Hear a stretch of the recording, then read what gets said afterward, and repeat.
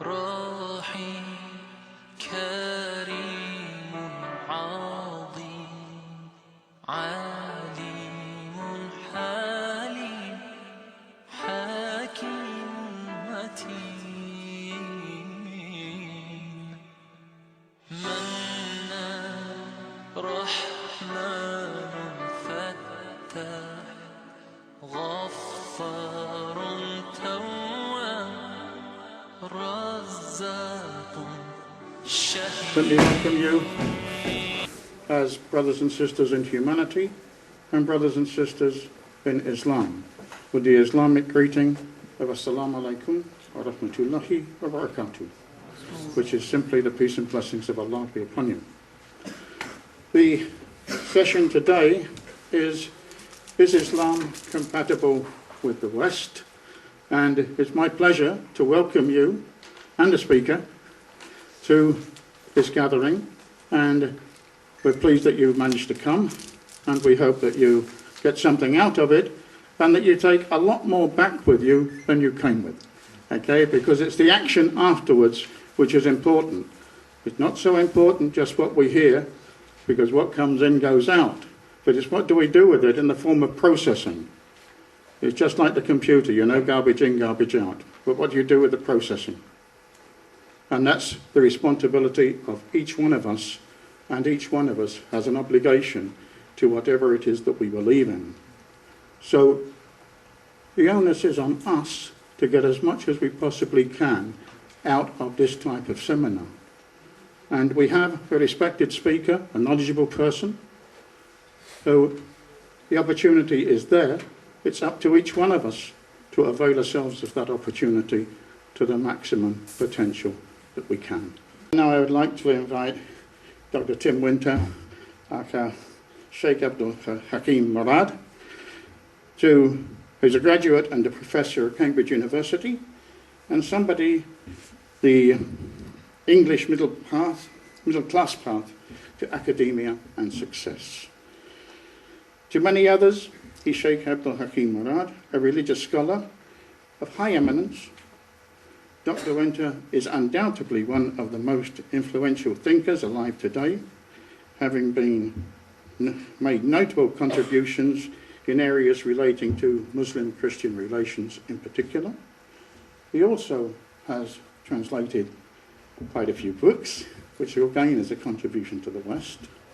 He's also assisted in translating the Quran, and he is also actively engaged in the New Muslim Project in Cambridge. So it's time for me to shut up, and it's time for me to invite a guest speaker to come and give his presentation, and I ask you to give a warm welcome and to be particularly attentive to what he has to say. Remember that when I opened this seminar, I said it's how much you get out of it and what you go away with. And now you have the opportunity. You want this? Thank you.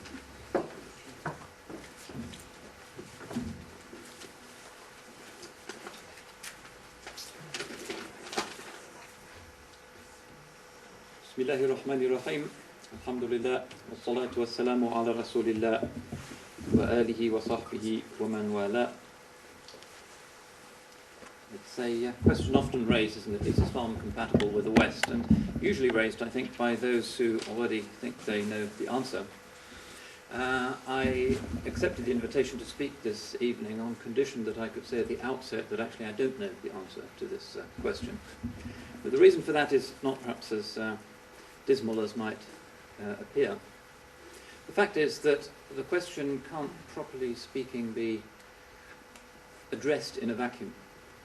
Islam is not a single thing. It's a whole universe of a billion different points of view. Similarly, the West is certainly not a single monolith, but has within itself a huge spectrum of cultures, languages, educational and ideological perspectives. So I can tell you at the outset that what my rather uninteresting conclusion is going to be is that certain forms of Islam certainly are compatible with certain forms of the West, and that there are other forms of being Western that are certainly incompatible with certain other forms of being Muslim. Now, there are people on both sides who don't like that kind of rather woolly conclusion. Basically, I think because they would like the world to be a lot simpler than in fact it is. Particularly those people who feel challenged by rapid change, who feel that perhaps they're in danger of being left behind, who's recently experienced war, turbulence, upheaval, all kinds of transformations that just about every society in the world has experienced within living memory.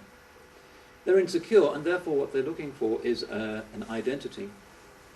And if they're going to turn to being Western, or being Muslim, or being Chinese, or being Indian, or being just about anything else as an identity, in other words, if their relationship to their cultural patrimony is on the basis of wanting to be something that is against something that they find threatening, then the chances are that they are going to want their identity to be something very clear-cut and simple and monolithic.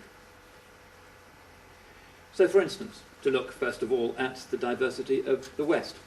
Muslims often think the West, al-Gharb, is a single thing.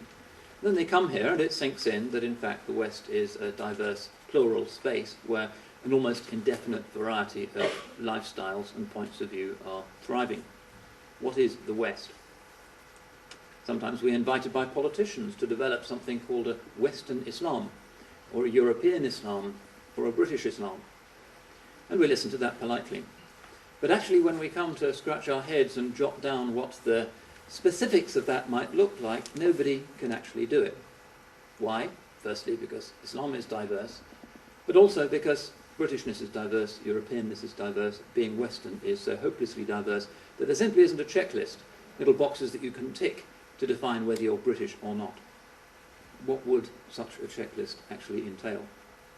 Perhaps 50 or 100 years ago, almost certainly in fact, it was relatively easy to define what was specifically British. But now, thanks to globalization, it's really very hard to determine. If you walk through the Arndale Centre here in Luton, or even down King's Parade in Cambridge, let alone a more obviously up-to-date international space like an airport terminal, for instance, what is it that's specifically British, or even generically European? The West, perhaps, despite the fact that it is a legally open space where a variety of perspectives and cultures theoretically can thrive, in practice our culture does tend to produce a certain public uniformity. But what is it that's specifically British or European about our current reality? Not very easy to define. But there are some people in the West who think that it is easy to define. Look at the BNP's website and the latest musings of Nick Griffin and his people, and you'll find that they're very clear that there is indeed such a thing as being British. And the thing that they're most clear about what it is to be British is that it's incompatible with Islam. In fact, the principal reason why people join far-right neo-Nazi movements in modern Europe, and they are thriving, and there are equivalent movements in the United States, Australia, and elsewhere, is because they want to define themselves as being what is not Muslim. And that's a long strand of Western thinking about self-definition. How did Europe originate, after all? The Romans didn't work with a category called Europe, still less with an idea of the West. When did it begin? Well, you could say that it began with the rise of Islam. Islam invented Europe, Islam invented the West, because whereas the Romans had been a Mediterranean civilization, when Islam took over the southern and eastern coasts of the Mediterranean, what was left of the Western culture was the barbarian kingdoms of the West, and what was left of Byzantium. So when they came to design the new euro banknotes, and again they scratched their heads in Brussels and tried to figure out what it is that Europe has in common, what defines it, what's a symbol that the Latvians and the British and the Irish and the Italians can all agree on as somehow representing what they are, that you can put on the banknotes. They couldn't come up with anything at all except for the map of Europe. And the map of Europe as defined by that part of Europe which is not Islamic. When you go towards the south and the east, you see that the map becomes a little bit vague until sort of Albania kind of disappears, and then Turkey is not really on the map, but theoretically could be on the map. This is part of Europe's self-understanding. Perhaps the fundamental strand in defining what it is to be a European down the centuries is that it's not what is Islamic. And Nick Griffin and analogous people across Europe and in the United States as well would say that's because that's the essence of what it is to be Western. It is to reject the Muslim as the archetype of difference, of the rejected other. So, for instance, we find practical consequences of this, that in a recent poll, 58% of French voters said they would never vote for an Arab. So there isn't a single Arab Muslim in the French Parliament. Here we're a bit more open, to our credit. Plenty of Muslims, plenty of people of colour in Westminster. In France, they're not quite so comfortable with that, and they will not vote for an Arab, still less for a Muslim.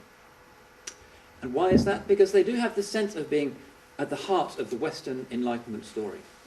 Paris as every cultivated man's second capital, and Islam as being the exact opposite of that. These unpleasant immigrants who are in the ghettos, who are taking our jobs, who fought against us in Algeria, who are the exact opposite of what the French Enlightenment is supposed to be. So 58% of them say they would never vote for an Arab. Other examples could be cited. Pim Fortuyn in Holland, somebody who took himself to be a champion of Westernness. He wrote a book called Against the Islamization of Our Culture. He wanted to ban all of the mosques in Holland. He wanted religiously specific immigration laws. He was Islamophobic, but highly cultivated, a liberal in every other aspect of his life, with a freewheeling homosexual lifestyle. But when it came to the Muslim issue, he was quite clear. Islam and the West are not compatible. And plenty of other individual situations could come to mind. The current mood in right-wing circles in Washington, for instance. The idea of the new American century as being precisely that which is against the Islamic, Saracenic, Arab other. That's why we have to support Israel. That's why the Palestinians shouldn't receive anything. That's why we need military bases all over the Middle East. That's why we need to keep those regimes under control. That's why we did Iraq. That explains our foreign policy in much of the world. Precisely the sense of the West as being a triumphant culmination of a long-standing European, partly Christian tradition that defines itself precisely as being incompatible with Islam. But there are Muslims who tend to think the same way. The Muslim world is similarly full of xenophobes. The Muslim perception is that the West is materialistic, godless, greedy, adulterous, pornographic, given to gambling, environmentally destructive, usurious, exploits the third world, etc., etc., etc. It is the exact opposite of what a Muslim strives to be. The Muslim, even if he's poor, is dignified and is humble and worships God, and the Westerner is a kind of tyrannosaurus crashing on other cultures, insistent that his own civilization is the only one that should define the public values in any society on earth. It's his values, whether it be feminism or whether it be liberal capitalism or whether it be anything else, that he wants to define as being the public norm. Other cultures can exist in private, but the public space, the political space, the economic system, everything outside the home and outside the place of worship should be that which Westerners find to be normal and decent. That's a widespread Muslim perception. Muslims are afraid of the West. Muslims are not just afraid of the West in its angry military mood, Iraq, Afghanistan, and other places, but are also afraid in terms of its political penetration.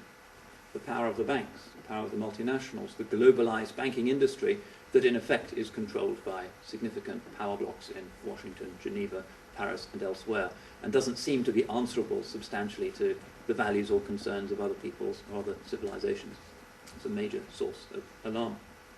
The environmental crisis, which is likely to land on the heads of Muslim communities far more than it lands on the heads of Westerners. In fact, the Canadians and the Russians are quite looking forward to global warming.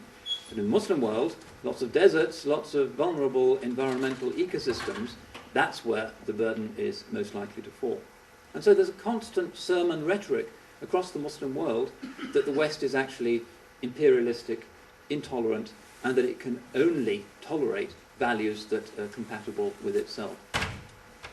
So the Muslims as well as Westerners who say, no, the answer to the question is Islam and the West are allergic, positive and negative poles, they mutually repel, and you can't possibly have a Western Muslim identity. That's like saying being simultaneously male and female, or simultaneously being a banana and an orange.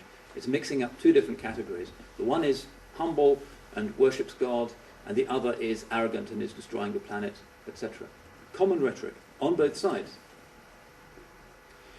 Now, the problem with this is that in the real world, these categories, Islam being something tidy, and the West being something tidy, and the West being a kind of geographical, sometimes civilizational category, and Islam being an allegedly monolithic, single, religious way of viewing the world, things in the human world are never quite that tidy. In fact, they're never tidy at all. The reality is that the West contains people who do indeed believe in the project for a new American century and want military bases in Saudi Arabia and want the Fifth Fleet cruising off the coast of Iran and all of that. Plenty of people do want that. 10% of Americans subscribe to hardline evangelical views that really regard America as having a kind of imperialistic mission in the world that is going to be the precondition for the second coming of Jesus. If you look at Chris Hedges' book, American Fascists, you'll see there are plenty who are like that. But the Muslim stereotype of them being all like that was shattered last month by the election of Barack Obama, who, for all of his strangenesses and faults, isn't that particular interpretation of what it is to be Western. Similarly, in the Islamic world, there are people, popular preachers in Tehran and elsewhere, who regard the West as being the great Satan and as the exact opposite of what it means to be a peaceful servant of God. But there are also many people, and in my experience the great majority of people who go to the mosques, who might put up with those sermons, who don't want to see themselves as locked in some kind of titanic struggle forever with the great Satan in the West. Most people in the Muslim world, like most Muslims here, if you travel and get to know them, find that they want a world in which people can travel freely and communicate and intermarry and just get on with their lives. Most people aren't as angry as the extremists on both sides would like them to be. Most people do want to get on. So, in the Muslim world, you have this diversity, and sometimes that's hard for people in the West who only understand of Islam that which is media worthy.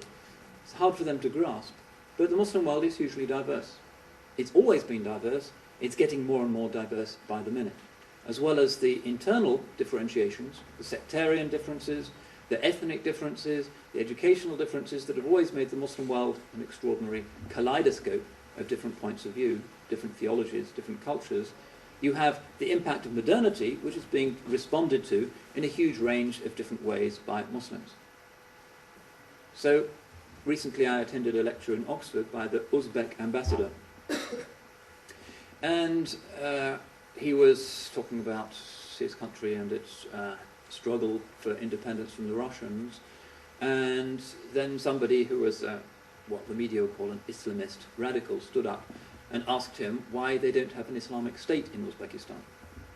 Now, the Uzbek regime is unpleasant in many ways, but the response he gave was quite an interesting one and actually shut up the angry man in the back row.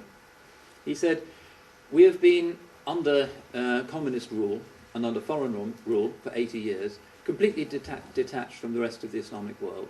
We couldn't go on Hajj, we couldn't teach the Quran to our children, we had to eat pork in the schools. That was our reality for 80 years. Now we're, as it were, waking up from that nightmare and we're looking at the Islamic world for possible models. What should we follow?" And we don't find that there is a single Muslim interpretation of how public life in a Muslim culture should be. We look, for instance, at one end of the spectrum and we see the Saudi model, which is that of an absolute monarchy.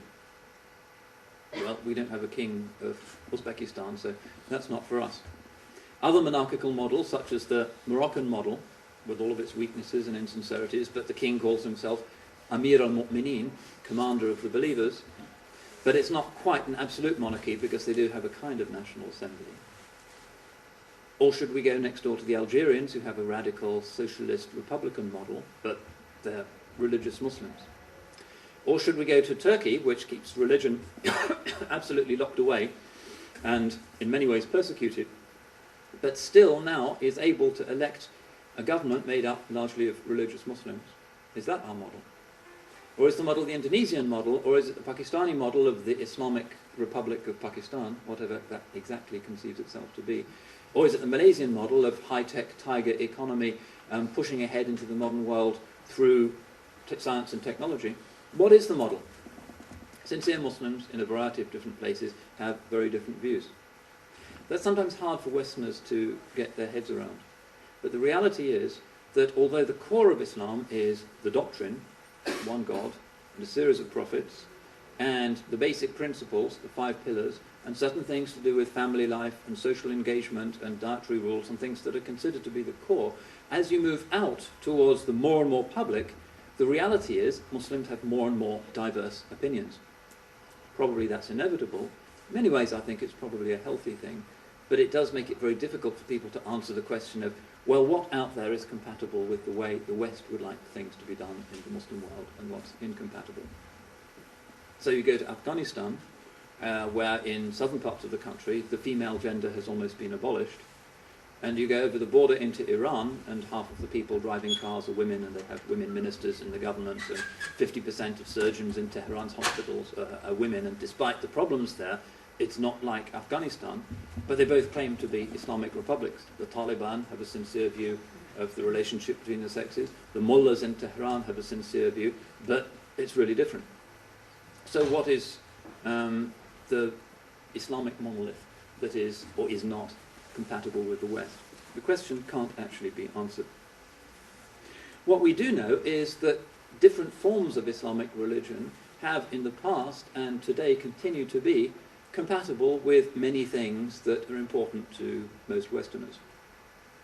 There are cases of cooperation even between really conservative Islamist regimes and rulers and the West, who originally set up the Taliban, who originally set up Al-Qaeda. I recently met with an American diplomat who said first time he met Osama bin Laden was in a reception at the American ambassador's house in Islamabad. He remembered him being really tall, because they were buddies back then, in the days of the jihad. That was a very close relationship, because Afghanistan, the soft underbelly of the Soviet Empire, and there were American, Saudi, Pakistani interests in supporting the guys who they're now bombing. General Zia, a close friend of the West, but the great innovator of the Islamization project, the introduction of Sharia public law in Pakistan, still very close to the West. Saudi Arabia, perhaps the most conservative Islamic regime, constitutionally, is one of the handful of Muslim countries that are absolutely axiomatically on the side of the United States, not just politically, but also economically. That they always consult with Washington when they're going to do something to the oil price. That they are extremely close to them in terms of educational and cultural cooperation. That they're even getting Americans to redesign the holy cities in Mecca and Medina. Very, very close relationship.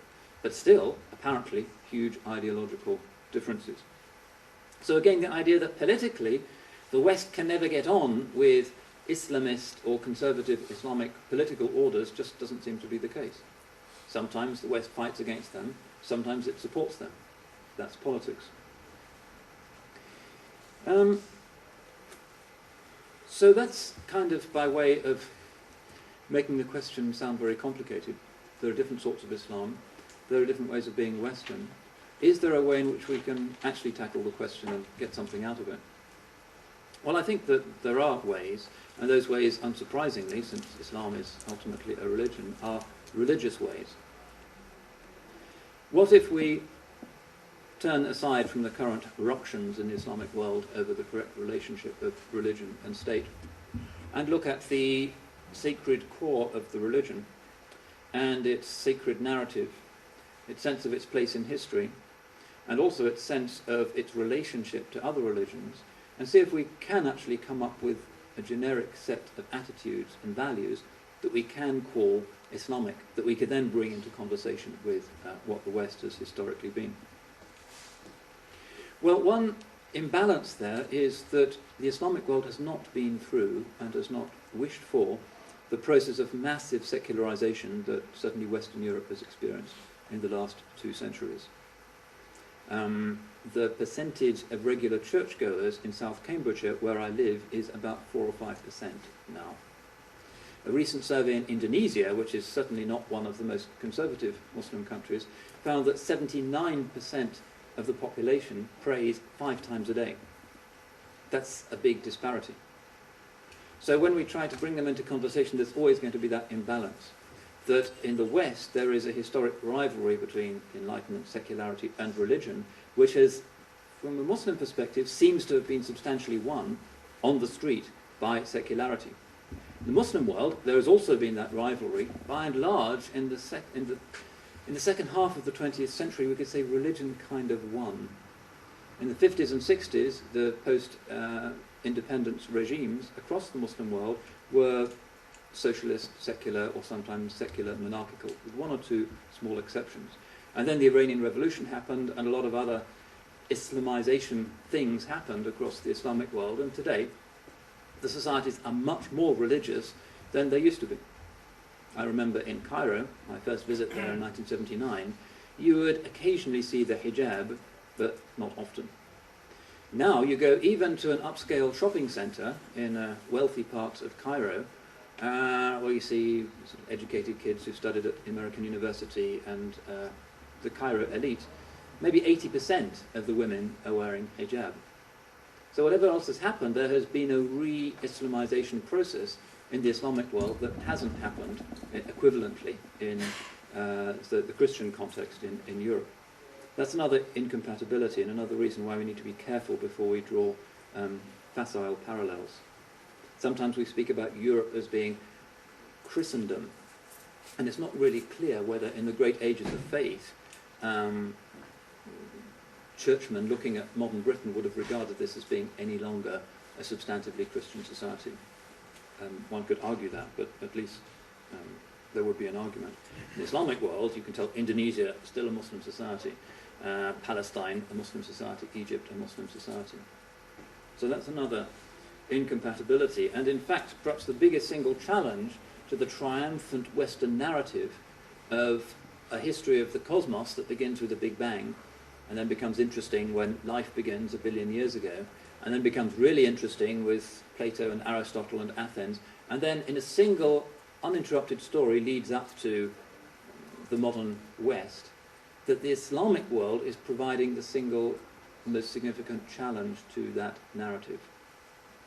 That the story of what matters is first amoeba, which leads up through process of evolution to George W. Bush, and that's obvious. And many people in the Muslim world are saying, no, we think things are more complicated. We think things are a lot more complicated. But the Islamic world, more than any other civilization, is making things more complicated. Unexpectedly, 50 years ago, nobody expected other cultures to be visible publicly. There's Hindu revival, there are forms of revivalism and Confucianism, but it's in the Islamic world that there is a substantial non-Western, sometimes anti-Western alternative. It's one of the big facts of our time. So let's look at what seems to be intrinsic, that seems to be driving this. Often Muslim difference is, as I indicated, reactive. In other words, it's driven by a sense of threat and a desire to be different. So Jack Straw says that he doesn't like his constituents to wear the niqab, and the next day half of the girls in Blackburn are covering their faces. That's the basis for a lot of religion these days. It's just a desire to express one's identity and one's rejection about the things that are said about one. But if we look at the essence, what do we find? The essence of Islam, as I said, is belief in the one true God. And it is the God of Abraham, the God of Moses, the God of Jacob, the God of Jesus, and the God of Ishmael. That's where it becomes different and interesting. On the face of it, it sounds like good news that the West, and particularly Europe, has as its biggest, most significant minority members of that religious community that, if you look at the Quran, seem to be the closest to the traditional default religion of Europe. It's an Abrahamic religion. It's monotheistic. It looks very similar in many ways, but nonetheless, metabolically, it's distinct. And many aspects of that distinctness are probably already familiar to you. The Muslim idea of the undifferentiated divine essence is, on most interpretations, not compatible with the usual Christian understanding of the triune Trinitarian nature of God. That is a difference. The idea that God saves through the acceptance of repentance, wherever it might be, is different from a certain type of mainstream Christian understanding of that not being enough, but God himself has to suffer on behalf of humanity, so that original sin, rather than just actual sins, is finally put to rest. That's a significant difference. But I mentioned Ishmael. Ishmael is where the two stories diverge, and where I think we actually have to begin our conversation about what significantly separates us, and where we might find some possible creative compatibility. You all know the story in Genesis, and Genesis is full of great stories that have triggered oceans of reflection and poetry and great novels. One of the greatest stories is Abraham's wife, Sarah. She's getting on, she's in her 80s. She's sure that she's never going to give Abraham the promised heir, and the heir to the promise. And so Abraham, in perhaps history's first recorded case of surrogate motherhood, with Sarah's agreement, brings in an Egyptian slave girl, Hagar, who promptly gives birth to a son. And then, in one of those amazing twists of the book of Genesis, Sarah becomes pregnant, and she has a son. So the first son, Hagar's son, is Ishmael, and the second son, Sarah's son, is Isaac. And that, in terms of at least how the medievals, and a lot of religionists today like to see the big, what academics would call the meta-history, the big history of the relationship between the different branches of Abraham's family. That's where it begins. Ishmael becomes the ancestor of Islam, because his prophetic descendant is Sayyidina Muhammad sallallahu alaihi wasallam, the prophet of 7th century Makkah. Isaac becomes the ancestor of what becomes Judaism and what becomes Christianity. So that seems to be the kind of scriptural point in the book of Genesis, seems to be anticipating this. And it's important for Muslims as well, because the great culminating event in the Muslim life is always the Hajj pilgrimage. It's taking place right now. What's it about? Well, it's about many things. At the highest level, it's about reenacting our pledge of obedience and ubudiyya, slavehood to God. It's also, in terms of connectedness to history, about Abraham, and specifically about Abraham and Ishmael, because it's the sanctuary of Ishmael. According to most of the Muslim historians, Ishmael is actually buried in Makkah next to the Kaaba, along with Hajar, his mother. The Muslim story is that where Genesis has Sarah's jealousy driving out the slave girl, the surrogate mother, with her baby into the desert to, presumably, the readers would have thought, certain death, that doesn't just peter out in the desert, because the first son of a great patriarch and the signs that were given, and his name, Ishmael, which means the one who hears God, or the one whom God hears, must make him significant. The story doesn't just end there as a kind of interesting beginning that doesn't go anywhere. A promising beginning. It ends, for us, with a new beginning, which is the city of Mecca. And that's where it's unfamiliar to the West, because Mecca and Ishmael, they have no place in the Western imagination, and the Western sense of our history evolves to produce George W. Bush. Where is Mecca on that map? It's the symbol of the other, the symbol of the dark man, the symbol of the wild, rejected Ishmaelite. It's the black house, whereas we are in the White House. It's the polar opposite. But what does it mean to Muslims? Let's just hear the Muslim voice for a while. Ishmael is with his mother Hajar. They are rejected, and they go to this valley, part of the south of Canaan. Ishmael is thirsty, and there's a great painting. In fact, there are lots of great paintings of the scene, but the best known is by a French painter called Corot, which is Hajar in the wilderness. And she is there, and she is thirsty herself, and the child is at a distance, and she can't bear seeing the child suffering and the child dying. It's a moment of tremendous bathos, and apparently it's the end. But it's not the end, because the well of Zamzam appears.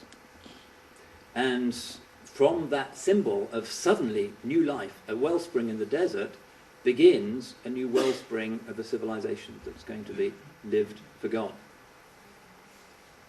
That's important for the Muslim imagination, because our sense of what the story of Ishmael is precisely that God is with the outcast. That's what the Hajj means. It means in that incredibly remote, empty place, that valley where there was nothing, no cultivation, غَيْرِ ذِي زَرَعٍ, nobody there at all, the place where apparently the story of the teenage mother and her kid has to come to an end, that now, through the extraordinary vindication of God's promise and God's compassion to those lost people, who could be more vulnerable than them, all alone, 3 million people are now there. From every conceivable corner of the globe. And they're all saying, Labbaik Allahumma Labbaik.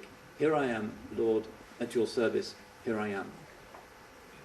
That's, to my mind, that's what makes the book of Genesis, at least in these verses, make sense. That's the God who vindicates the rejected single mother.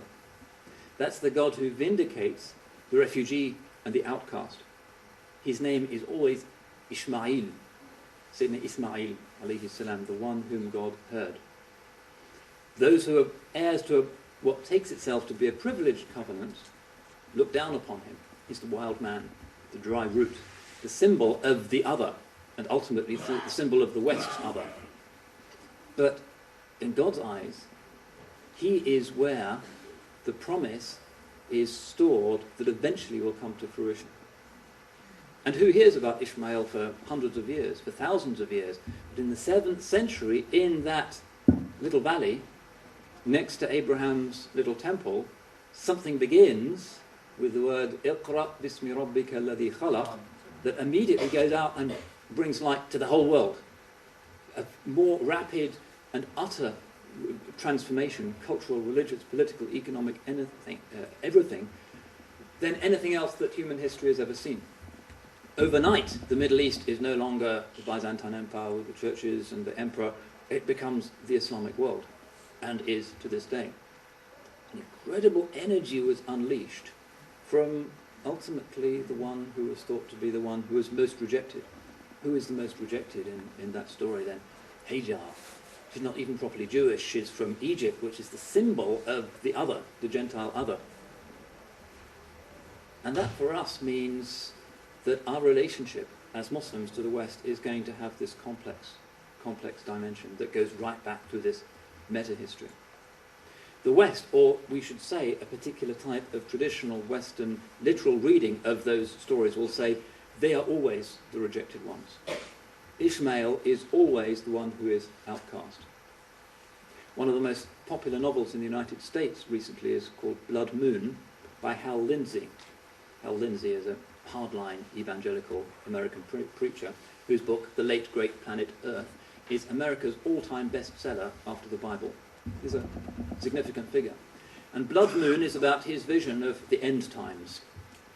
And the end times are all about Jesus Christ returning again to Jerusalem, and the Israelis all convert and become evangelical Christians. So it looks like a happy ending, but then suddenly the Palestinians come. The evil Arabs appear, and they're led by somebody who's called Ismail Muhammad. The very representation of what a particular type, I'm not saying all of them, a particular type of overheated American evangelical literal reading of the book of Revelation regards as being the other, the exact opposite of ourselves. And then the story ends, I suppose for most of its readers, happily, when Jesus looks at them and death rays come from his eyes and burn the brains of all of the Palestinians, and everybody lives happily ever after.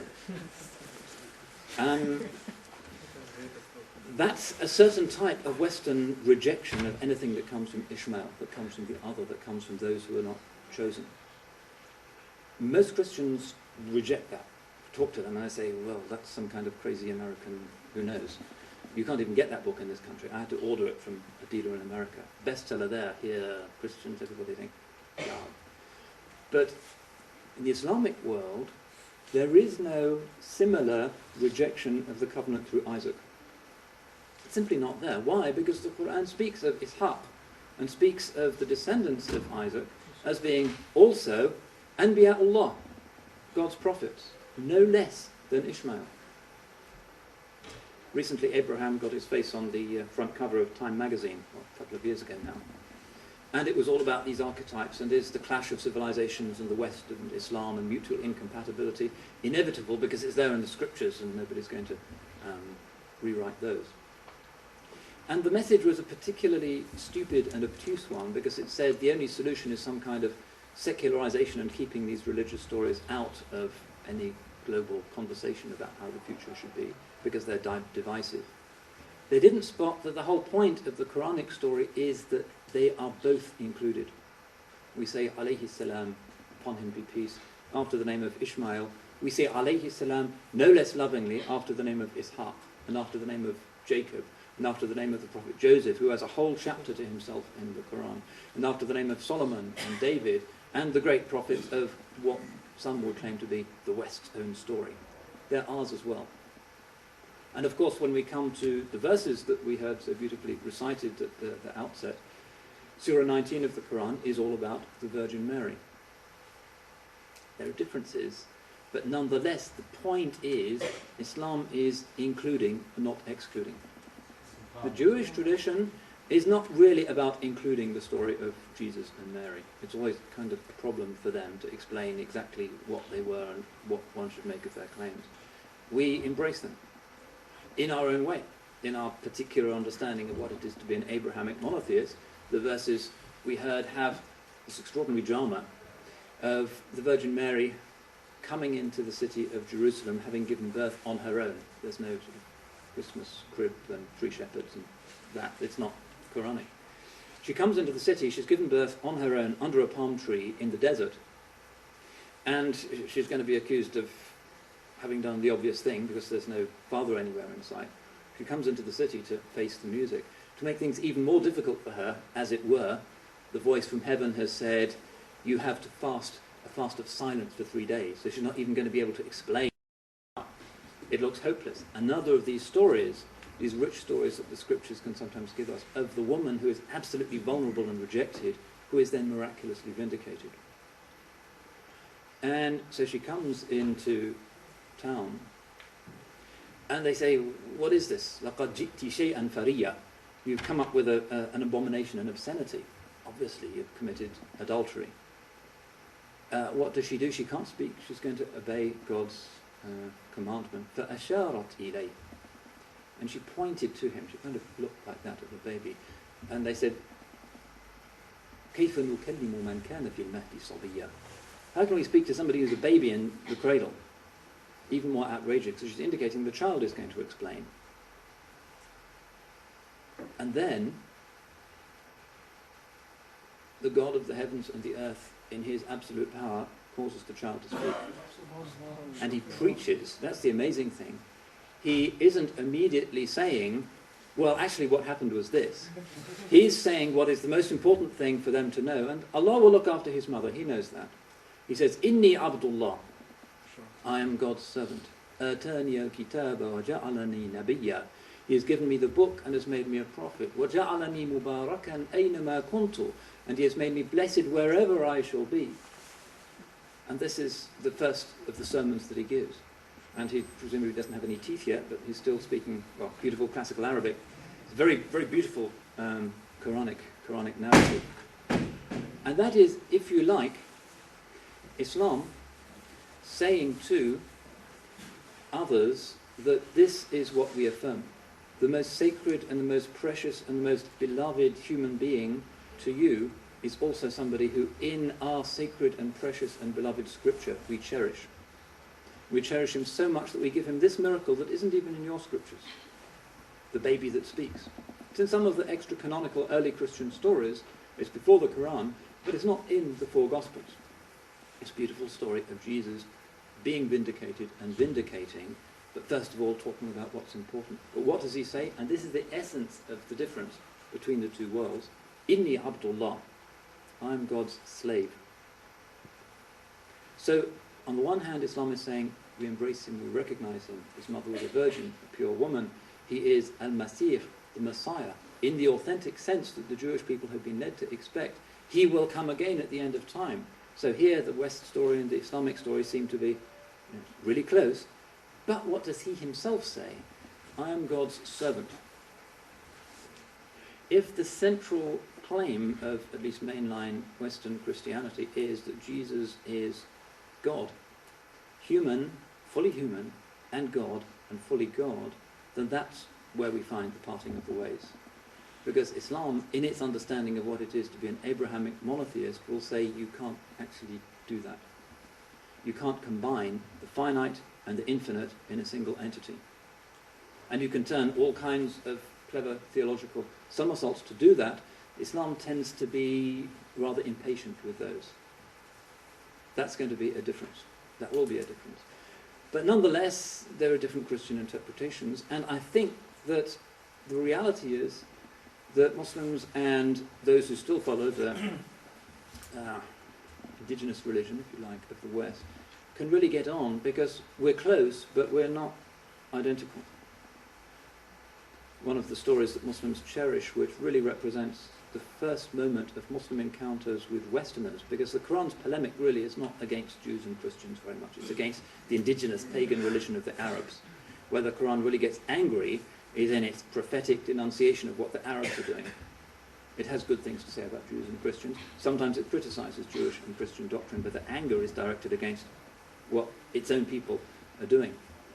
But the first encounter that Muslims really have with Christianity is when some of the refugees who've been persecuted by the pagans in Mecca go to the neighboring Christian kingdom of Ethiopia and appear before the king. And the Meccans send an ambassador saying, hey, we've got some good trading deals, send them back. These people are troublemakers. They're following a false prophet. We'll deal with them. And the Christian king, who is really favourably portrayed in the Muslim sources, so that the Prophet ﷺ, according to most Muslim scholars, actually prayed for him when he heard of his death. Listened to them, and what did the Muslim ambassadors say? This is Ja'far bin Abi Talib and some of the other great Sahaba. They recited these verses from Surah 19 about the Virgin Mary, because that shows how close we are. That precious thing that Christians would think is only ours, love for the Blessed Virgin, is right there in the scripture of the people who supposedly are the absolute opposite of what it is to be Western. So he recites this, and the eyes of the Najashi, the Negus of Abyssinia, fill with tears, and he draws a line on the ground, and he says, the difference between you and us is only as much as this line. And he sends away the Meccan negotiators empty-handed. That's a mark of wisdom.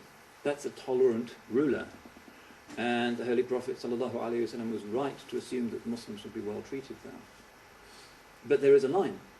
The Negus of Abyssinia is not saying it's the same. Our doctrines are the same, because if you listen to those verses, you can see there's a different understanding of who Jesus is there, and that is a real issue between Muslims and Christians. But still, at that very first moment in the history of the engagement between Islam and the West, it's a positive story. The Muslims are doing something beautiful. They're physically very beautiful people, according to the Hadith, and very dignified.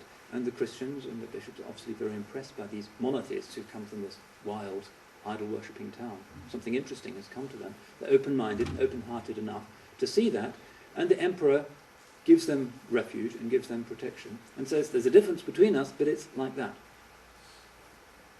That's a wisdom that not too many of us, Muslims or Christians or secularists, really are comfortable with. We like to see things in terms of either or. Very seldom do we think in terms of both and it's even more awkward and perhaps untidy to believe in terms of, well, in most cases both and. In a few issues there's going to be either or. Muslims and Christians will not agree over whether Jesus was God or not. And on so many other things, including these beautiful, reverent passages about figures that are allegedly at the heart only of the Western story, suggests that any claims, whether made by Muslims or others, about the mutual repulsion of Islam and the West are simply not correct, because the scriptures themselves, by the generosity and good providence of God, simply don't allow us to think in those adversarial terms. Anyway, I'm sure I've spoken for longer than I'd meant to. Sorry about my poor time management, but I believe there's going to be time for questions. Is that the plan? Yeah. Would you like to? We're going to have tea, even better, right? Yeah. Right. Then we'll have questions. Good, gives them a chance to recover. There's a small crowd, so I think I can share this myself. So please, if anybody has any questions, reflections, you're very welcome. please. Can I first of all thank you very much indeed, Dr. Winter. That was a very clear talk, and from a Christian perspective, I'm actually from one of the local Baptist churches. I'd like to thank you too for the respectful way that you handled our Bible and presented to us about Ishmael.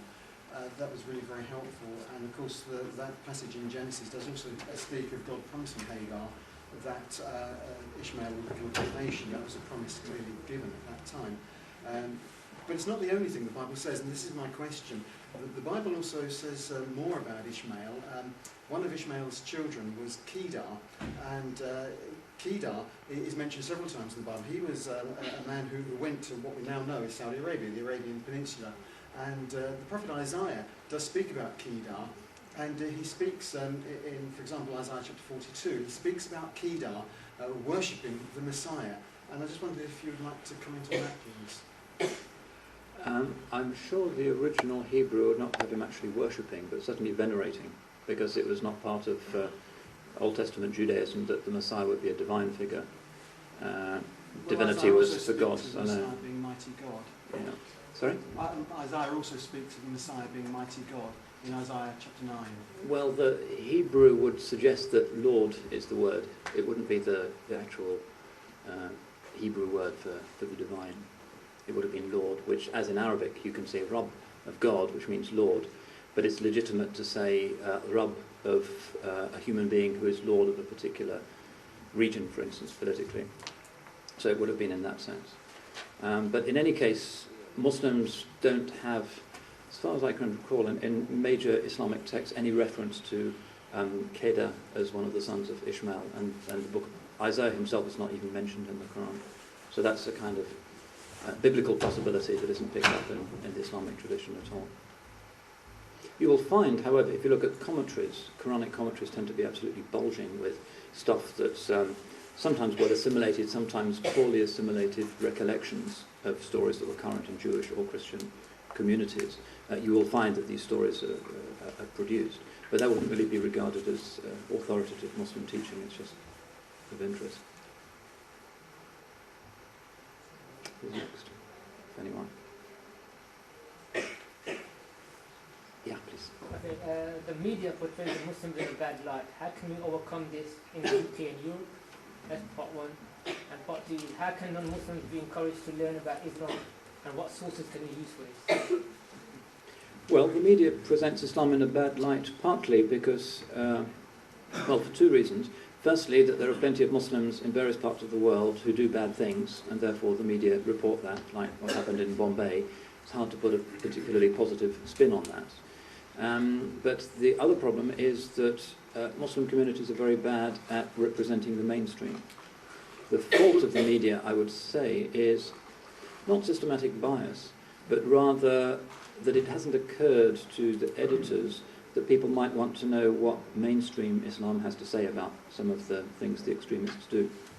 You can read the Times from cover to cover every day for a year and still not be able to name a single Muslim leader, for instance.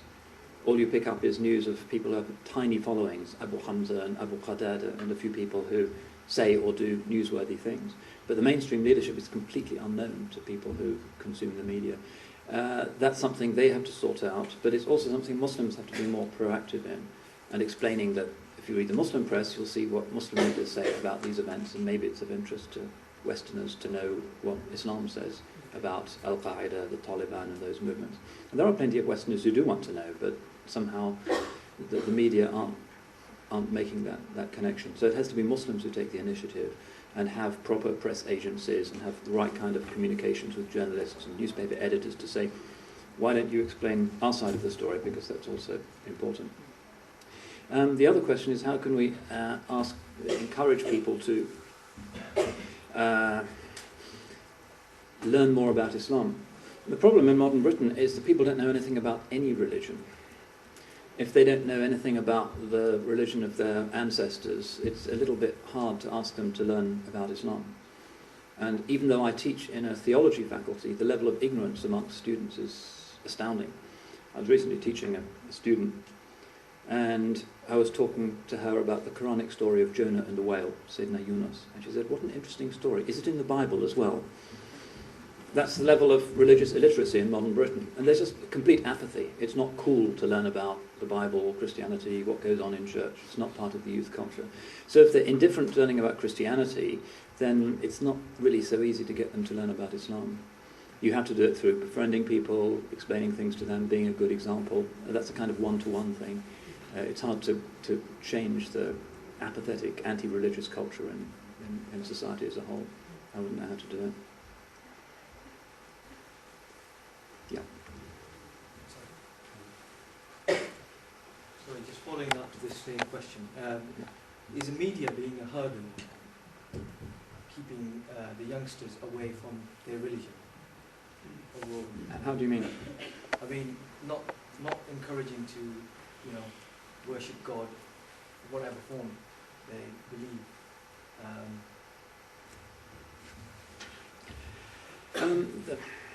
The media is, because it has to focus on what's newsworthy, and usually because people around the world seem to have this rather macabre taste for wanting to know bad stuff that's happening in the world rather than good stuff that's happening in the world. So if somebody blows up a bus and it's the first item on the news, somebody opens a hospital and there's no chance of anybody outside that neighbourhood ever hearing about it. That's just part of our perverse nature, I think, that we find nasty things more newsworthy. The consequence is that the good stuff about the Islamic world, about any culture, is filtered out, and the bad stuff is kind of platformed in a way that's really unnatural. And if you go to those places, if you actually go to Lahore or Peshawar and those places, they're not like the way in which the media portray them. And it's often very surprising to people who go there and they see all those cafes and newspapers and people talking and going to work, and it's kind of ordinary.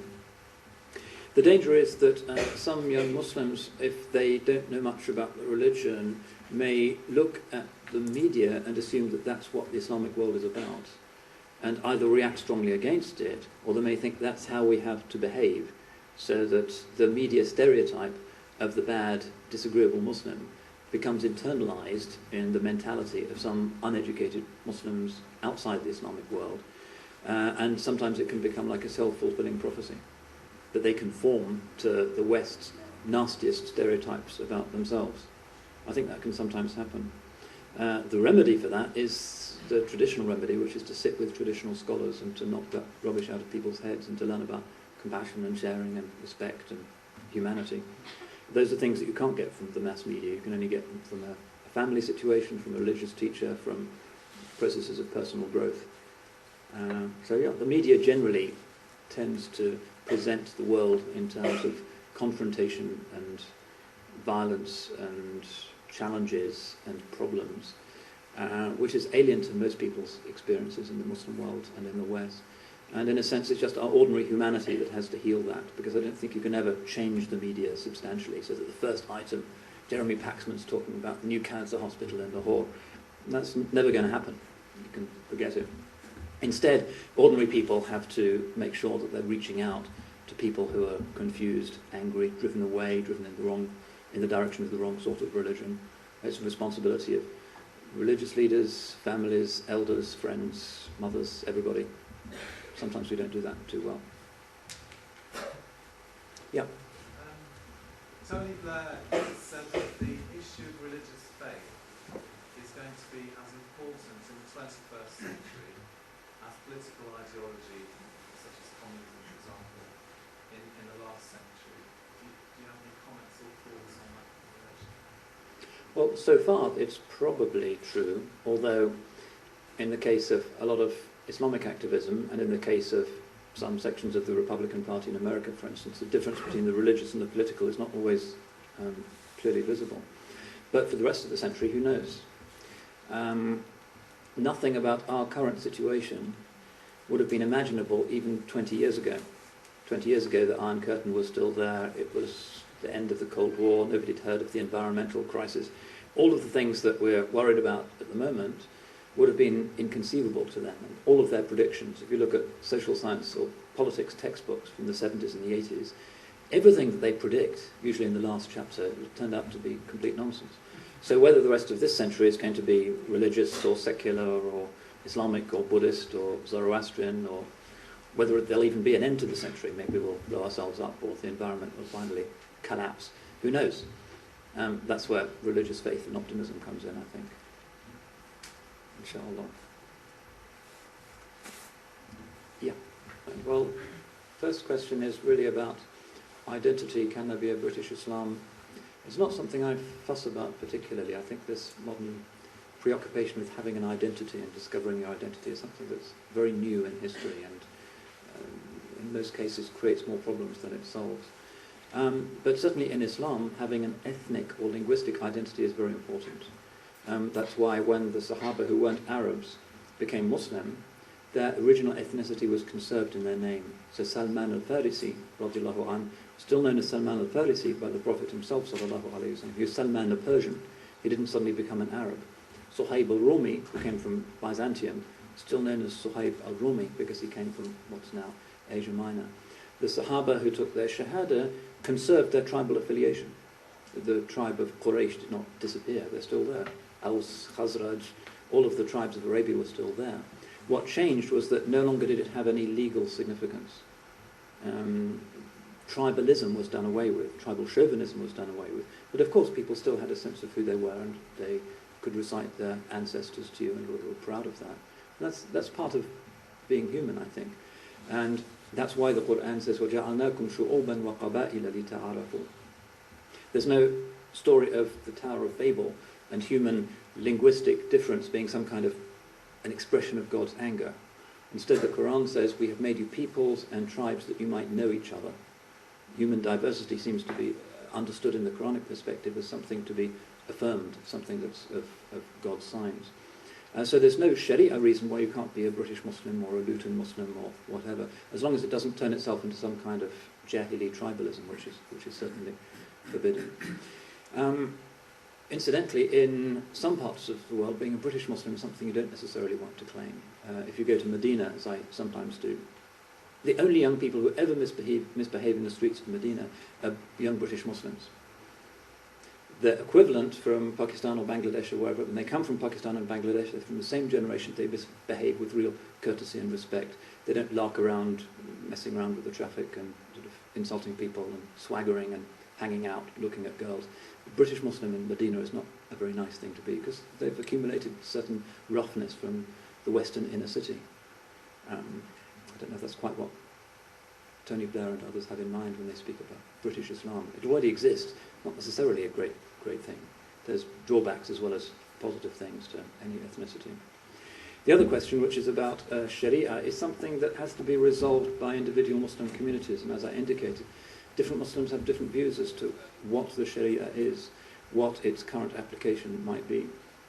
Feldman's book is good insofar as it describes the collapse of the traditional separation between the ulama and the state with the suspension of the Ottoman Constitution in 1876 and the codification of law, so that from that period onwards the law became the responsibility of the state, which had never been historically in Islam. In Islamic traditional polities or government, the government has no right to pass laws.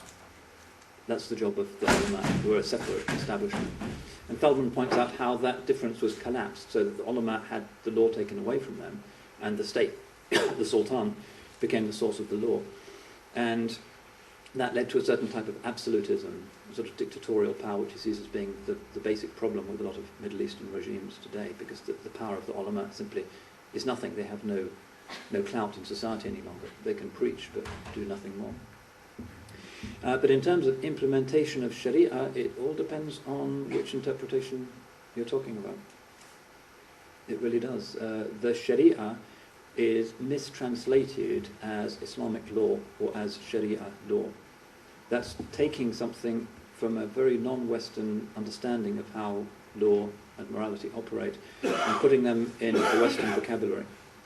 It suggests that the Sharia is some kind of equivalent to English common law or French law or Roman law, as if it's a single codified body of rules. It's never been that. It's a huge, diverse legal tradition, and it evolves historically. The Sharia as understood and interpreted in the 1st century is very different from the Sharia as understood and practiced in the 5th century.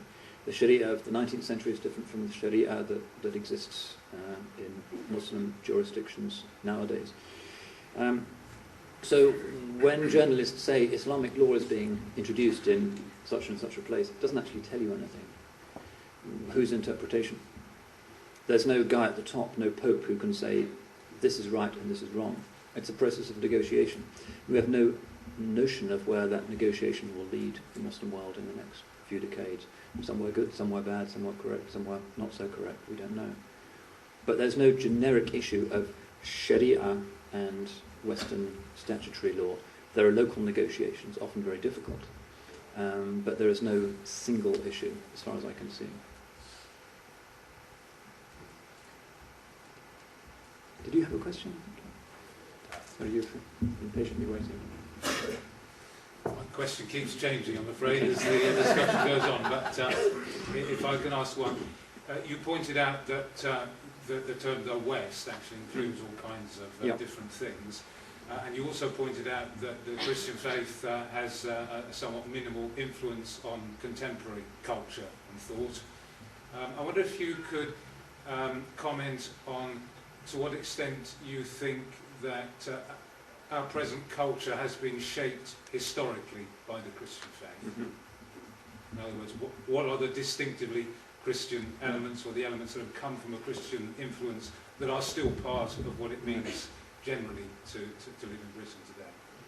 Yeah, I mean, that probably is a question that's outside my competence.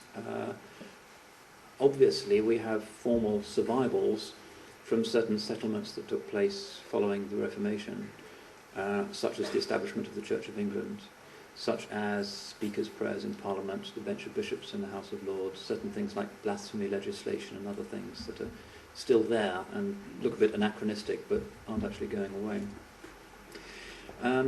More generically in society, I would say that there is no obvious continuity between the British religious culture of, say, Puritan England and our modern reality.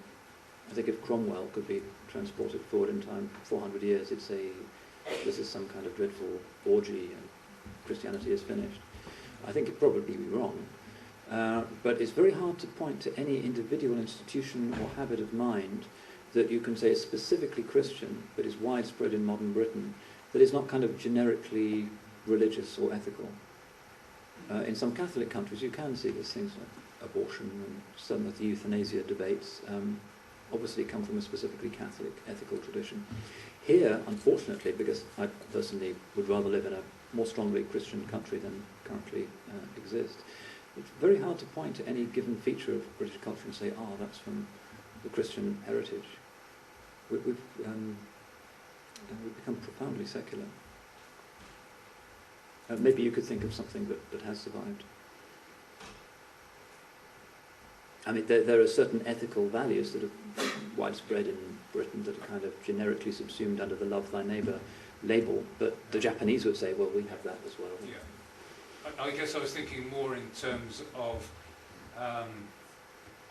the freedoms, the sense of social justice and things like that, which, okay, maybe now several steps removed from their Christian origins, but nevertheless, some of us would want to see a connection which at least the understanding of that connection is quite important. But there are some who would say those freedoms arose as part of the Enlightenment deistic reaction against the Christianity of the day. Some would, yeah. Like 100 years ago, if you were a Catholic and you said there should be freedom of religion or there should be democracy, you'd be excommunicated. Now the Vatican is saying all of that comes from us, which a lot of secular historians would regard as a little bit rich, actually. It's only in the 1960s that they formally moved away from that quite authoritarian, non-libertarian tradition. The Protestants have it in greater depth, I think, partly because it was in their interest to have a space for dissent of various kinds, and because they were against an authoritarian model of church governance. But it's not really clear to me that the generic liberalism of modern Britain, very positive in many ways, has specifically religious roots, rather than going back to Thomas Paine, French Revolution, John Locke maybe. I'm not sure. Any questions from this side?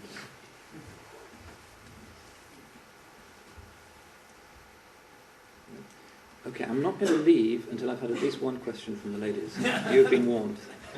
There's a very late train I can take. I don't mind waiting. Think about it. I'll take one more from the gents. Yeah. Thank you, Dr. Winter. It's a very interesting talk. I just wanted to go back to the beginning of your discussion where you spoke about this politician from Uzbekistan. Yeah. And his question that was relayed back to the Islamists, asking the question, where do we see in the world today an Islamic state that can provide a blueprint for an Islamic state within his own country? Is there such a state that exists today? You did touch upon certain states, certain expressions, but you were just touching upon them, you weren't critical one way or the other. Yeah, I'm not an apologist for or an admirer of any of the regimes, well, anywhere in the world, I would say. I don't think there's any government that one can really sort of regard with a kind of open-hearted benevolence in the West or in the Islamic world. My point really was just that the thing has to be worked out on the basis of local realities, which are socially, educationally, economically hugely different in different Muslim countries, and will produce different negotiations of religion and politics. There isn't a generic solution, whereas the Islamist ideological view is that Islam has a single political theory and it has to be applied uniformly everywhere, which I think is historically and practically completely absurd. But in terms of the, however many it is, 70 Muslim countries that exist at the moment, I wouldn't want to plead the case of any of the current regimes. Far from it. Okay, briefly. It's quite a big question, but within history, has there been such an Islamic state? Would you say? Well, again, this idea of the Islamic State, you won't find in classical Muslim legal text the phrase the Islamic State, because state, in the way we usually use the word, is a kind of Western construction. It assumes some kind of political establishment that claims legitimacy for itself as an establishment, that is part of a nation state that has territorial boundaries, that has a unified system of law. Medieval Muslims didn't think in those terms. They thought in terms of the Sultan, who might be dreadful, or who might be not quite so dreadful. Sovereignty was in the individual rather than in a kind of collective bunch of soldiers or bureaucrats or parliamentarians, which is our current view of the state. So the category of the Islamic State tends to push things in the direction of ideology. But there have been governments in the past in the Islamic world that did what I think governments should do, which is to stay out of people's way. The traditional function of a Muslim ruler was to do almost nothing. And that's what people wanted him to do. The Ottoman Sultan had basically the task of defending the frontiers, and to do that and to maintain his own harem and his own army and establishment, to raise taxes. But he did nothing else. He didn't legislate, he didn't supply education, there was no health service. It was just that, the ruler and his soldiers. And that kind of can be a libertarian model in that it allowed communities to govern themselves. If you look at Western travel stories from places like Palestine or the Balkans in the 19th century, they say that most people, most Muslims, would never engage with the state at all. The village would be self-regulated, there would be a headman, the tribe would have its own tribal leader, there would be religious courts which would be led by a priest or rabbi or an imam, usually from the local community. Nobody ever saw the state.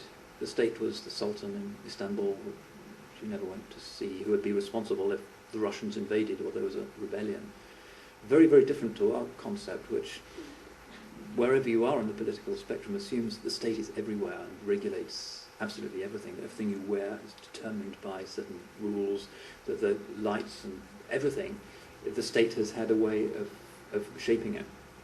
And traditional human beings, although they weren't constitutionally as free as we are, in practice I think often enjoyed a greater degree of freedom than we do. The nanny state sometimes can be suffocating. You have to wear the safe seatbelt, you can't go fox hunting, etc., etc. In the name of liberalism, you can't smoke inside a building. More and more rules, and it's the state that does that. 100 years ago, Muslims, they had their own restrictions, which often came from family, from tribe, from religion, but it wasn't imposed on them from politics. Any ladies had any thoughts yet? I assume that this is because you agree with every word I've said. I shall assume that unless you object. Yeah. Great speech. Why do Muslims have to pray 5 times a day? And if you don't, can you still be a Muslim? One prays 5 times a day because this is a divine commandment that was given to the Holy Prophet at the Ascension. The exact reason why it's those specific times is known only unto God. The experience of praying is that you are connected to space and time in a way that links the body and the soul. Muslim worship is a very embodied experience, and there's something almost geometric about orienting yourself towards the city of Mecca, about your whole life being shaped by the rhythm of worship, which is shaped by the movement of the planet beneath your feet, knowing when the sun rises, knowing when the sun sets, things that human beings used to know until almost living memory and now have no idea about, really grounds you in the reality of being part of the solar system and part of the earth and the seasons. That's a very healthy thing. If you don't pray, that depends. If you say, I'm too lazy to pray, you're still a Muslim, according to all schools of Islamic law. If you say, I don't like prayer, and I think God was wrong to say it was 5 times a day, I think it should have been 6 times or 4 times, formally speaking, that takes you outside the boundaries of the religion.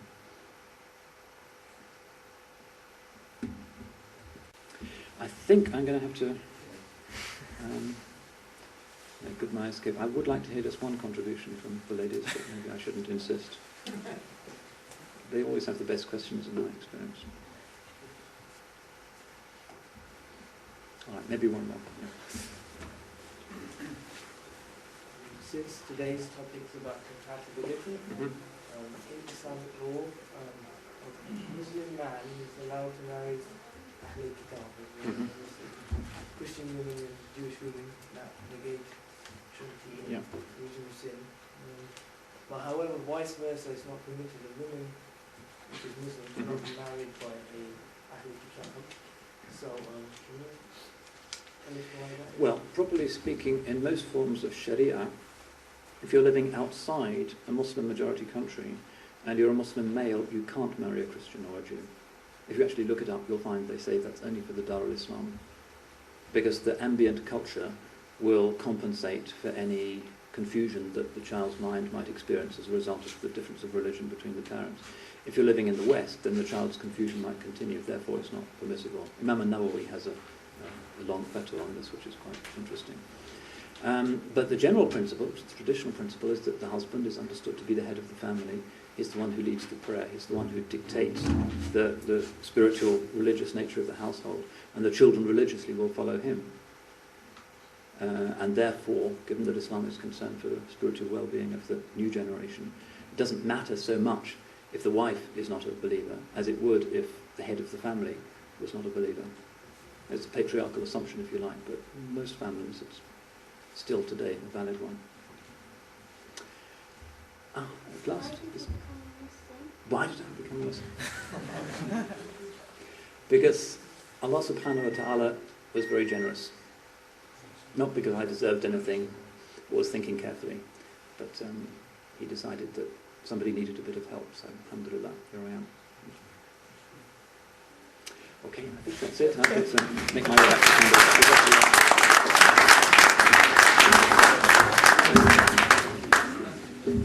This was a noise lasting a while, tumult and guile, no faithful friend. This was a noise lasting a while, tumult and guile, no faithful friend. When rich or poor keeps me secure, grants me some stillness, my heart defend. When rich or poor keeps me secure, grants me some stillness, my heart defend.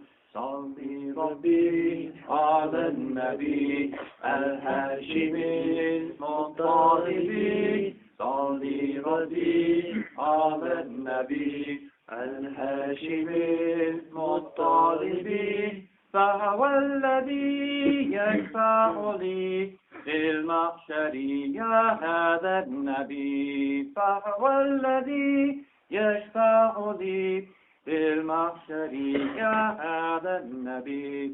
Let me imbibe unity's wine. You are divine and you transcend. Let me imbibe unity's wine. You are divine and you transcend. All that is mine, let me resign. All that I own to that loving end. You are divine, let me resign. All that I own to that loving end. Salli Rabbi ala Nabi al-Hashimi al-Muttalibi. Salli Rabbi ala Nabi al-Hashimi al-Muttalibi. فهو الذي يشفع لي في المحشر يا هذا النبي. فهو الذي يشفع لي في المحشر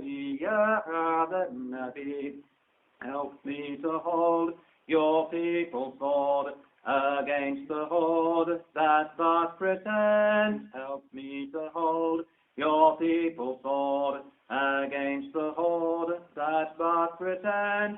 To long for you but still contend, that all that work salvation portend. To long for you but still pretend, that all that work salvation portend. Salli Rabbi ala Nabi al-Hashimi al-Muttalibi. Salli Rabbi ala Nabi al-Hashimi al-Muttalibi. فهو الذي يشفع لي في المحشر يا هذا النبي. فهو الذي يشفع لي في المحشر يا هذا النبي.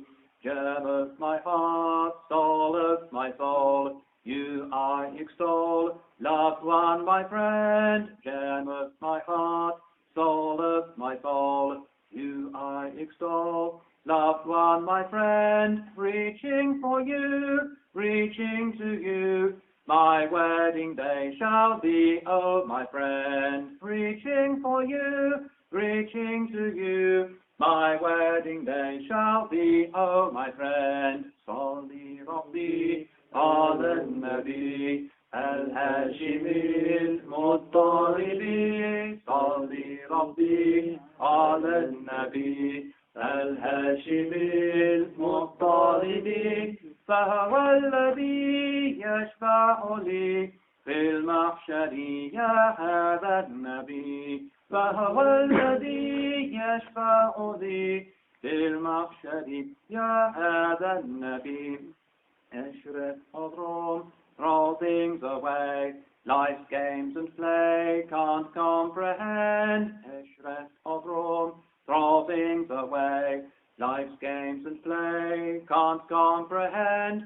Your lover's beauty, so today seek the eternal face of the friend. Your lover's beauty, so today seek the eternal face of the friend. Salli Rabbi ala Nabi al-Hashimi al-Muttalibi. Salli Rabbi ala Nabi al-Hashimi al-Muttalibi. فهو الذي يشفع لي في المحشر يا هذا النبي. فهو الذي يشفع لي في المحشر يا هذا النبي.